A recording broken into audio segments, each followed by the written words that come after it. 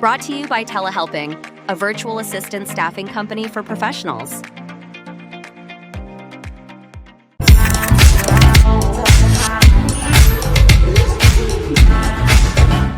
Hello, everyone. My name is Cody Hall. I am the host of The Faces. Entrepreneurs are people too, and the founding CEO of Telehelping, a virtual staffing organization.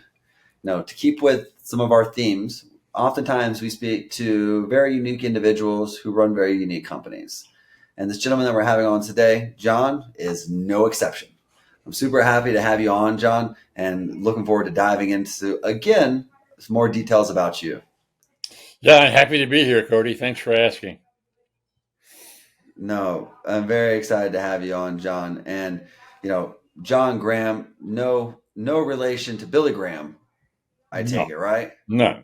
All right, just checking. I figured I'd ask. Who knows? Even without the relation to Billy Graham, John has lived a very interesting life. And so, John, usually at this stage of the conversation, I'm sitting and I'm asking folks to tell us, the listeners, the people here chatting with you today, because I already have a little idea, is who are we talking to? Who is John Graham? I always start with my bumper sticker, which is I'm lucky to be alive. I'm lucky to be alive. I've had a life of more dangerous adventures and risk taking than most rooms full of people ever have.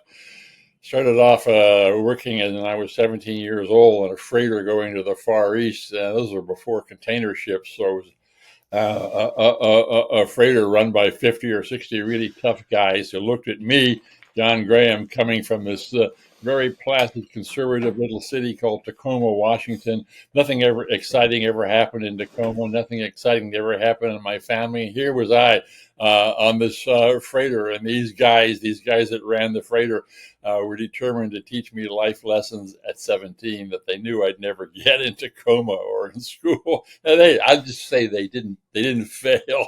That was the beginning of it all. I began to see that the world was an incredibly interesting, colorful place and somewhat dangerous place. That was after the first barroom brawl at a port in the Philippines.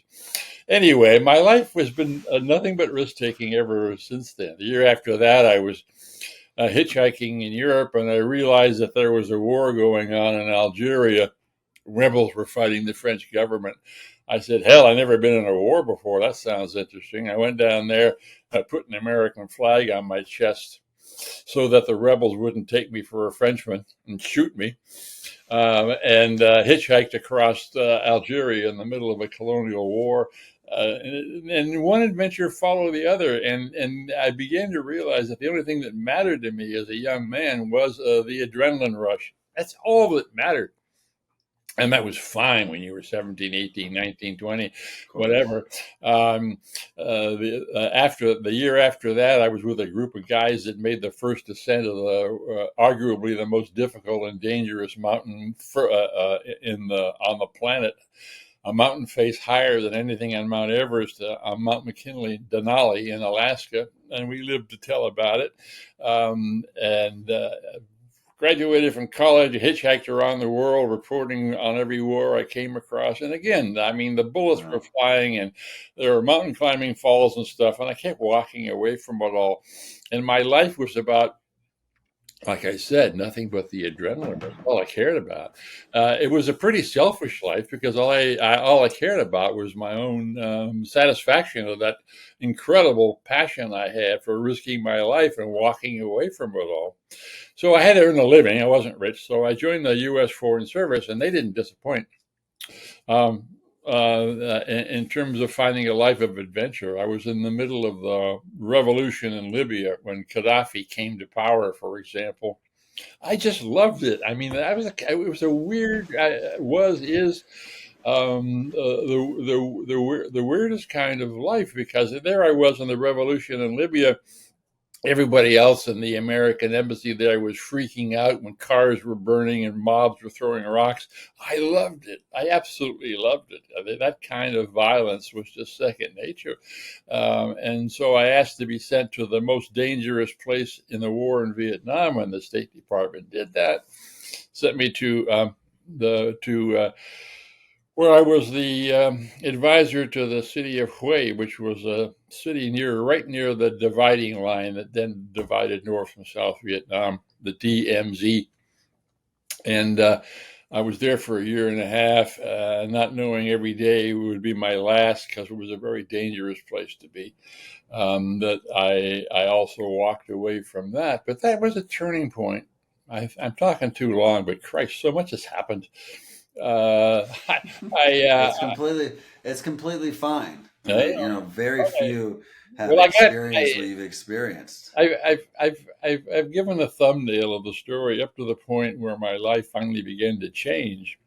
Now I was in my late 20s, and in the middle of a battle in Vietnam, I realized that I thought the war was wrong. I knew the war was lost. I didn't believe in the war. I was only there because it was a war, and I wanted to be in the war. The idea of getting killed or shooting other people and facing all that danger really appealed to me. And I figured I was indestructible by then.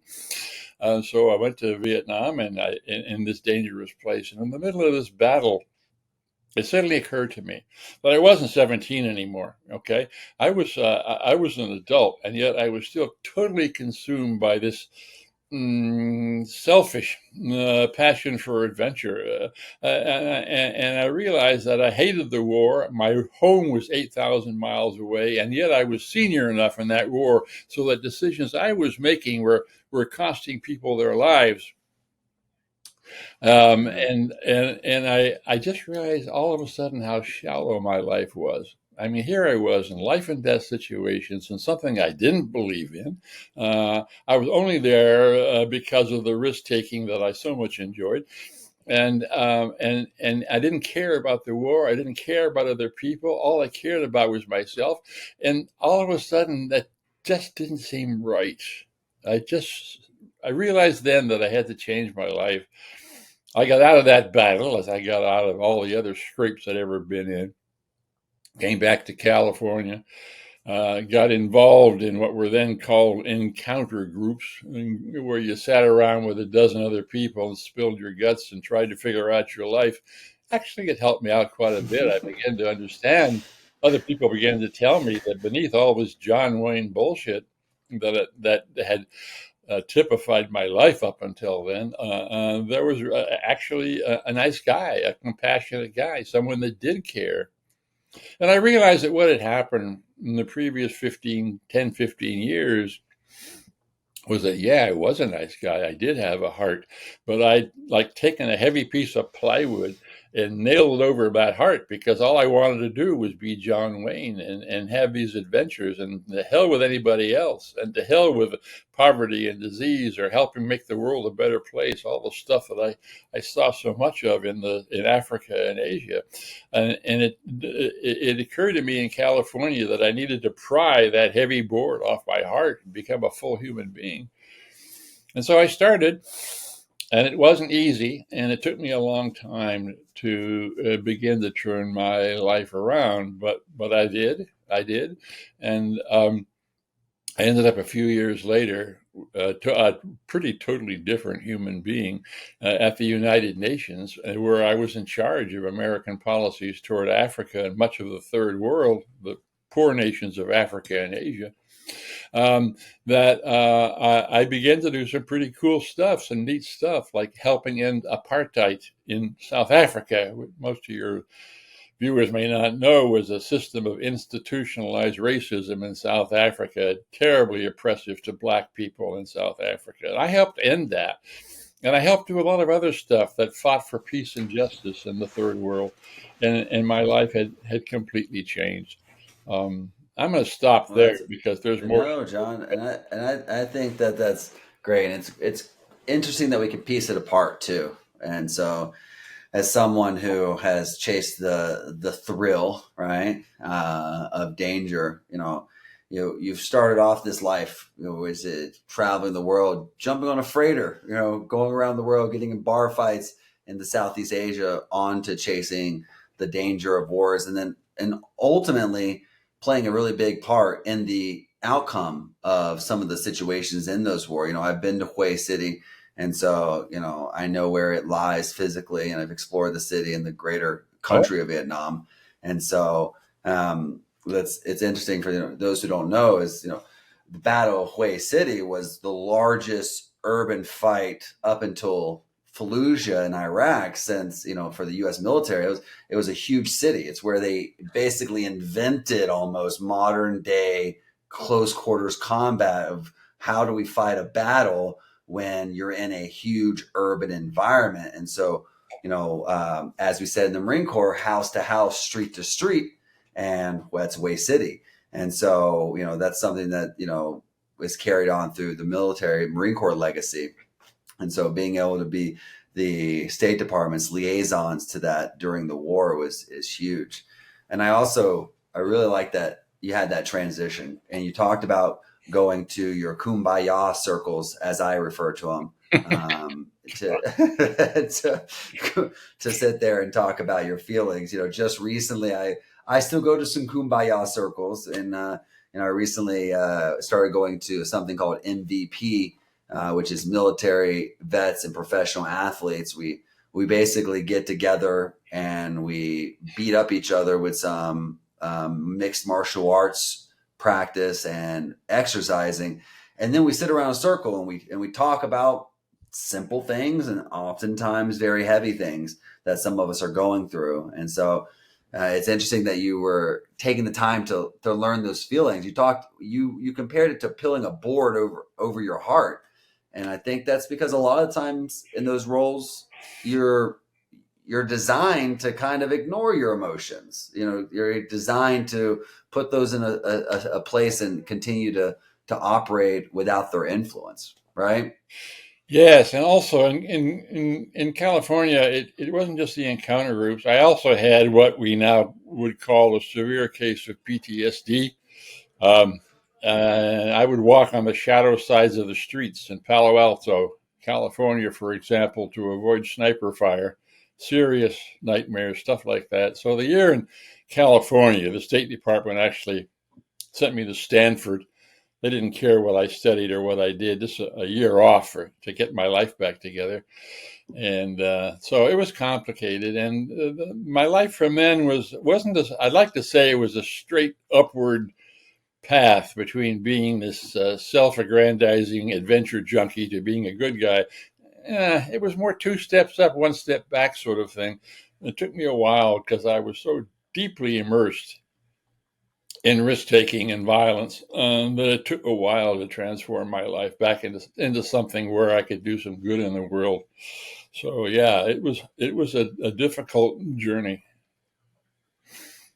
Well, John, I still to this day, and my wife, she never lets me live this down. The first time we started living in Mexico, though, one night I was walking from the center of the pueblo to our house, which was 1.5 kilometers away at nighttime. And now what I know to be a relatively safe city, right? She always picks on me about this event because I didn't walk on the sidewalk in the light. I walked on an adjacent street that was lower than the sidewalk in the dark because I didn't want to be skylined. so those behaviors, they never really go away.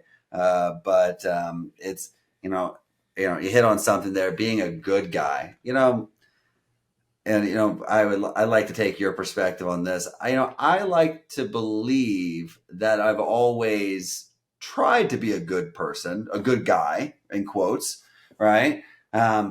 However, life has called me to not always do what we would see as the universal definition of good.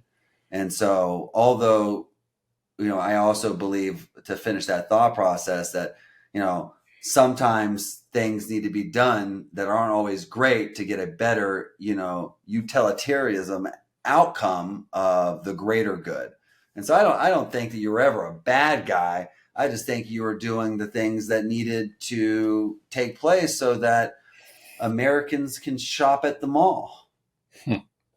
Well, yes, I can. I believe me, I'm 82 now, so I've had plenty of time to do postmortems of my own life. And Yeah. yeah, I agree with you. My life was my life. And in point of fact, Cody, the curious thing is that that whole first half of my life, which was war and adventures and not caring a damn about anybody else, and all that violent stuff contributed a lot to who I am now. I do a lot of public presentations. Before COVID, I was running all over the world every month, doing platform speaking and speaking at conferences and stuff. And I quickly realized that there was no point in me speaking to the choir, so I targeted the tough audiences, which in many cases were Mhm. audiences of business people. Because by then, and we'll talk about this, I was then helping run a nonprofit, the Giraffe Heroes Project, which was all about making the world a better place by finding heroes telling their stories. So anyway, I walk into this room. It could be a 3,000 people in a hotel ballroom, or it could be a C-suite with a dozen people of a board of directors. And I learned early on that the way to get people's attention was my biography. So all these skeptical people would be in the room, and they would look at me and they, oh, this is a nonprofit guy. Oh God, give me a break. And I would start, if I was given 45 minutes, for example, Cody, I would spend the first 35 minutes telling my war stories, telling my adventure stories. And believe me, I have got a lot of them. I just touched on a few to start this broadcast. And so I had everybody leaning forward in their seats because I was telling these stories of mountain climbing and wars and bullets and revolutions. And they realized very early on that I was no one to mess with, that I had done more interesting, exciting, brave stuff, interesting things than the whole room full of them had ever done. So they were leaning forward. So then at about toward the end of the talk, I'd do a pivot and say, I found my life's passion in these wild ass adventures as a young man, but I pivoted. I found out now that the most wild ass adventures, the things that are really worth doing, the things that make me passionate, are more like adventures of the soul, if you will, adventures of the spirit, using my courage and capacities to do good in the world. With the nonprofit, the Giraffe Heroes Project, or in other ways as a peace builder in the Middle East. That was the adventure, because believe me, it was just as dangerous. Only I was on the right side. I was doing some good in the world, and that was really really important for me. Yeah. No.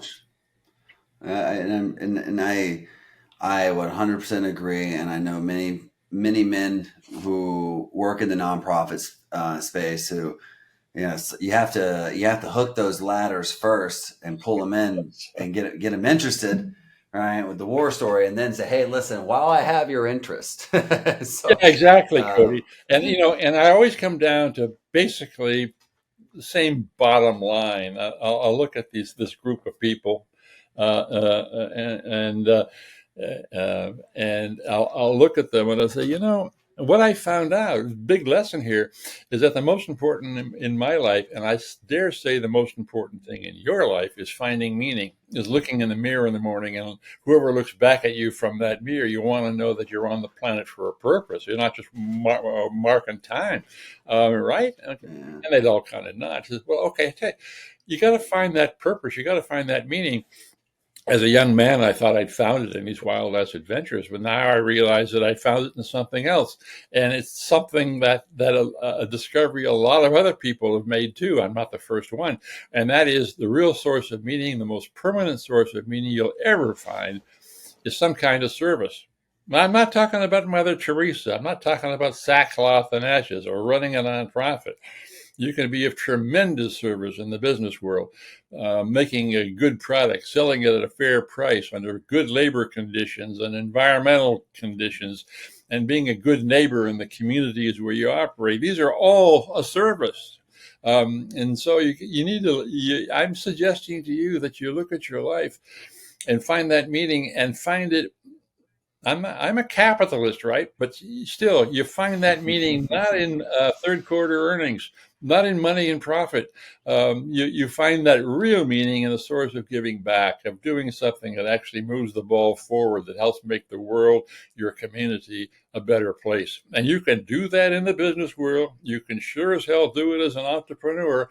Um, you don't have to do it in the nonprofit world. And by then I've got that audience, that last 10 minutes. And then I'll give them a call to action and say, look, what is it for you? You're smart, you're tough, you're experienced, you've done a lot of stuff. Now look around, look at your skills, look at your resources, look at your context. What can you do? How can you adjust what you're doing to make sure that what you're doing actually moves the ball forward, makes the world a better place instead of the opposite? Stop focusing just on maximizing those third quarter earnings.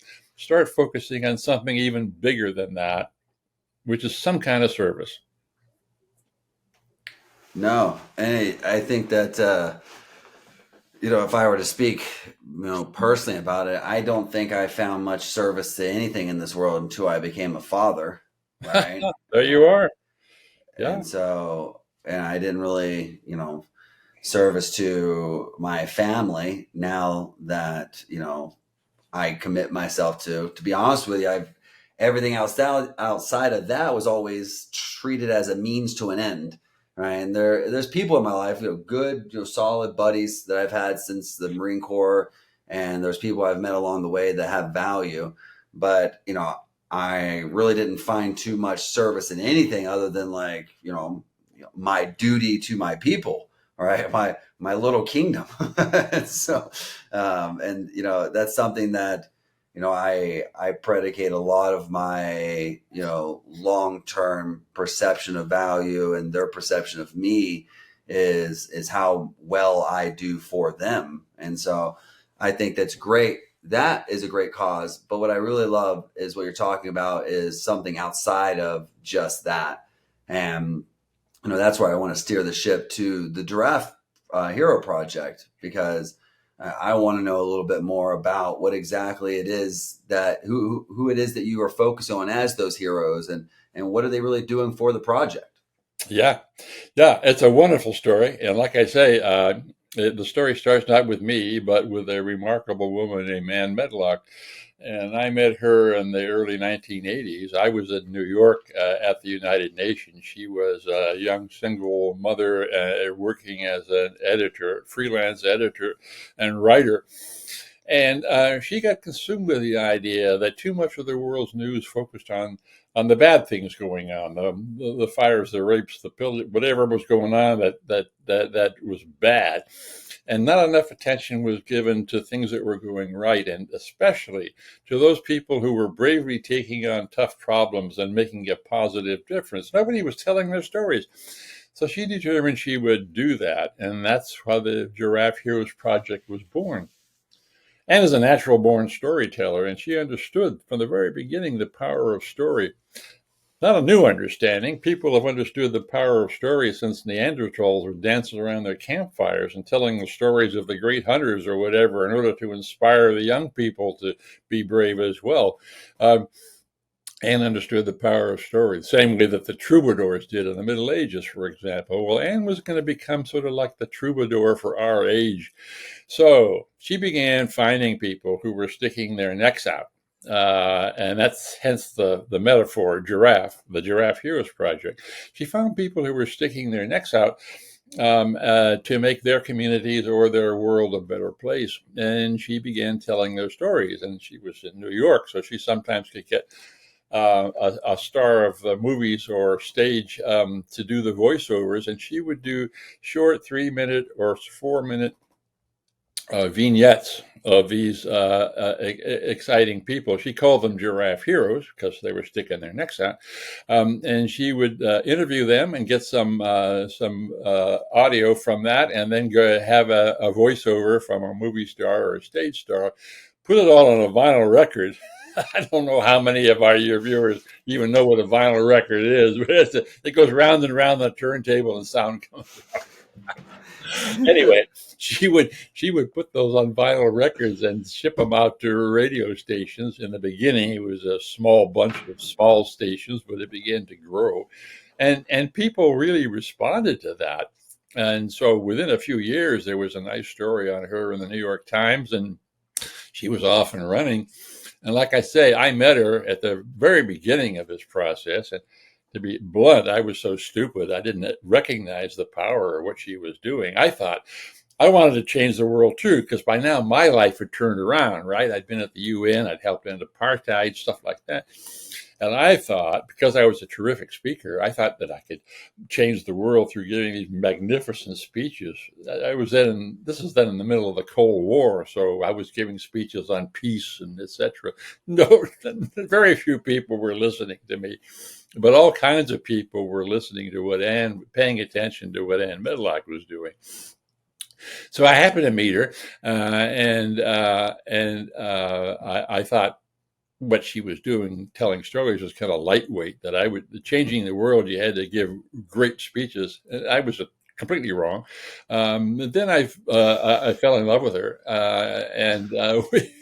we fell madly in love, and that. I took a second look at everything she was doing, and I began to realize that she was right, that storytelling was really powerful. So around 1984, so a year or two after she got started, I joined her with the Giraffe Heroes Project, and we've been running it together ever since, like 43 years. Essentially, the mission hasn't changed. We find people sticking their necks out, and we tell their stories over. In the beginning, it was, like I say, vinyl records and then fax machines, and now, of course, we use every kind of social media we can get our hands on to tell these stories. And over 40 years, we've written like 4 books, and I do a lot of trainings and coaching people how to stick their necks out without getting their heads cut off. We've created a program for young people all the way from kindergarten through high school. That's all over the English-speaking world, and in fact now translated into Spanish. And so the Giraffe Project now is 43, 44 years old, still going strong. Ann and I are still going strong, even though we're pretty senior at this stage of the game. But it's a powerful tool, and that's what we do. I'll give you we've honored now over almost 2,000 people in 42 years. Wow. And they're, of course, men and women. They're every color in the rainbow from every walk of life. And some of them are even kids. But the thing that unites them is that they're all taking risks to make their communities or their world a better place. And they're all being of terrific service and all taking risks. I'll give you just one story. I mean, we just did this one 2 weeks ago. Please, yeah. Out of those 2,000 stories. Oh, by the way, the 2,000 stories are available for free download. The website on the Giraffe Heroes Project is giraffe.org. You just go up to the nav bar. You can get down to see where the stories are, like 2,000 of them. Anyway, one we have done just recently, and I like it a lot because this is also a war veteran. Her name is Missy Cummings. And she's a robotics expert, and she was teaching at a university. And her area of expertise was in examining self-driving cars, like the Tesla, invented by a guy named Elon Musk. She discovered in her research that they were marketing cars like the Tesla, self-driving cars, way before the safety of these cars had been proven, and they were in fact were wrecks and stuff. It was a good idea, but it wasn't fully formed, and there were a lot of things wrong with self-driving cars, and Missy kept pointing that out in her research, and Musk's and others that were making self-driving cars got really angry with her, got her fired from the university. She gets hired by the feds, the Department of Transportation, as kind of a watchdog on self-driving cars, and must force the Department of Transportation to fire her as well. But she kept on going. She kept on going because she realized that until the safety of self-driving cars was demonstrated, that they were too dangerous to put out and start selling to the public. So she kept saying that, and she stood up to the richest man in the world. Musk didn't know who he'd taken on, but she had been in the She had been a fighter pilot for 11 years before she became an academic. And she didn't take you know what from anyone, including Elon Musk. And so she kept fighting, and he kept losing. It's a tremendous story. And it's one of a very brave woman who was fighting not to make money. She was fighting to save lives because she knew that self-driving cars maybe were a good idea at some point, but they weren't ready for mass consumption yet. There were too many bugs. Yeah. I love that story. Oddly enough, it's interesting. Of the 2,000 people, I'm guessing that damn near 60% of them are women. Really, it's really amazing. There's some just remarkable women doing remarkable things. That's just one story. No, and I agree. And two notes there. One that concerns me. I think I may have trusted my 2015 Model S autopilot way too much.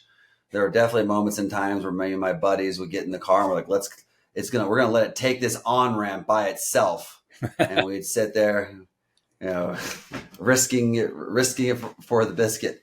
And then, you are correct. And I think that as time goes on, women will continue to get more and more of the credit they deserve and the impact that they've had on society.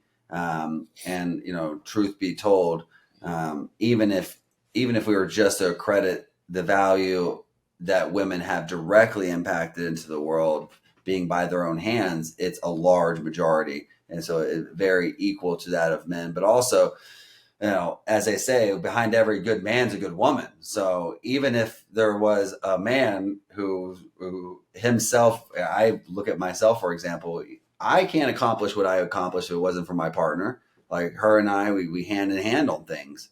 And so if I didn't have her, I would, not that I have done anything notable to recognize as history, but I wouldn't be able to do my daily work and everything I accomplished at my company without her. So even the greatest accomplishment of men has oftentimes been supported by a willing and supportive partner. So I love that so many of your stories are women. That's really great, John. Also, I would say too, sometimes it's the flip side of that. A woman supported by a man. I mean, we're at the stage now, Cody, where it's like that glass ceiling. It's like busted, and there are a lot of people Ann Medlock, my partner, and the woman that started the Giraffe Heroes Project. You don't mess with her. She's one of the most dynamic and bravest people I've ever met. And it's an absolute pleasure and a wonderful thing. I was about to say experience, but it's deeper than just experience, to be her partner for now in 43, 44 years. It's pretty amazing. It's interesting that she and I were both on a podcast last week on basically seniors who have successful marriages, and how does that happen? I don't want to divert this particular podcast to that because I know that that's not our agenda today, but it was a wonderful podcast, and we were talking about what it is, and a lot of it is just the support we can honor each other, and also the fact that life is never boring with us. It's really important, I think, in any kind of relationship that you're interesting to the other person, that that you do enough things together, and sometimes that produces conflict, but what the hell, life has got conflicts. You work through it. Anyway, I'm diverging here, but it's like I say, most of the giraffes heroes are women, and some of that is because they've had to work harder to do brave things, because they've got the whole patrimony, the whole misogynistic thing coming down on them, not just in this country, but there are places like in Africa, for example, where the situation for women is a lot worse than it is here. No, I agree. And, John, I think that's well said. And I love the fact that you took the opportunity to highlight that it was started by your wife, and that you want to make sure you pay tributes to her efforts and the importance that it stands for women in that regard. So That's wonderful. And you know, John, and I have to say, as we gear towards the downside here, I want to say thank you so much. You know, I know this is our second conversation, and I've enjoyed so much about what you've brought to the table, and so many people I want to introduce you to as well. Other podcast hosts, other wartime vets, and heroes that I know that. Maybe even they'll have their own Giraffe Hero Projects recording, because I know some incredible gentlemen, a couple people with the Medal of Honor and all too many Bronze Stars and Silver Star guys who've gone on to do great things as well. So I'd like to make those connections and really appreciate you for joining me today, John. This has been a great story and a beautiful thumbnail into a life well lived. Well, you're a great host, Cody, and I want to thank you again for inviting me. I'm my story's kind of crazy, but there is a certain theme to it. Yeah, and take an opportunity, John. Tell everybody you do have a book, right? And so if you listen to this and said, "Wow, what a hell of a story," I got to read beyond just the back synopsis. You know, tell us about your book real quick so people can look that up. I'm embarrassed. I'm such a lousy marketer. I didn't even mention the book. No, I'm here for you. Okay, yeah. The memoir is called Quest, Quest, and the subtitle is Risk, Adventure, and the Search for Meaning, on Amazon, of course, or you can just order it from your bookstore. And it's a really honest book. I mean, there were times when I just would break down crying writing that book, especially those chapters on Vietnam. I mean, it's a damn honest book about how far I sunk with my life, and then how far I've come up the other side, and what's going on now. And yeah, it's a good book. Great. Well, you know, John, we'll make sure we put the link of that inside this video. We'll embed it as well, because it's definitely, I believe, a book that's now on my list as well. I'm piqued, and I consider myself an interesting person, and I'm interested. And so, John, I really appreciate your time for giving me these moments with you, and I hope you have a great rest of your day. And we'll go ahead and sign off, sir. Okay. Well. All right. Thank you, Cody. This video was brought to you by our official sponsor, Telehelping. Need support for your business? Telehelping connects you with top-tier remote staff to help you streamline operations and fuel growth. Go to telehelping.com and get started today.